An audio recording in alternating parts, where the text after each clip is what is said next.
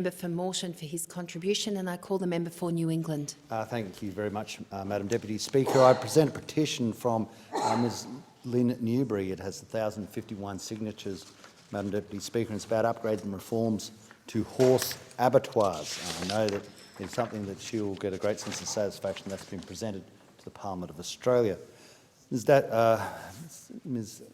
Madam Acting Deputy Speaker, it's proper to acknowledge those who do work for our community, who take the next step. In our great nation, I always believe there are three types of people. There are those who throw papers out the window of a car as they drive along, and they will always be with us.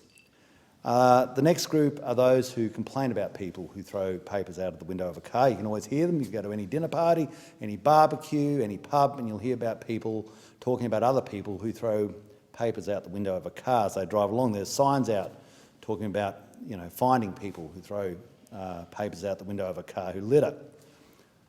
But, Madam Deputy Speaker, there's a third group, and they're very important, and they're the ones who stop to pick the papers up. They're the people who quietly do their job, who take the next step. And I remember a gentleman by the name of Gordon Phelps, Madam Deputy Speaker, and he used to get up before dawn every day in St George, and he had his dog. He'd fought on the Kokoda Trail in Papua New Guinea, and he had his dog, a return serviceman. He'd been a farmer, a wooden pole and a spike on the end of it. And he'd walk along the river picking up papers, spiking them and dropping them in a bin, spiking them and dropping them in a bin. I'd go for a run, I'd run past me. He was always happy, never complained about the people who dropped the papers. He just picked them up. That was his job every day.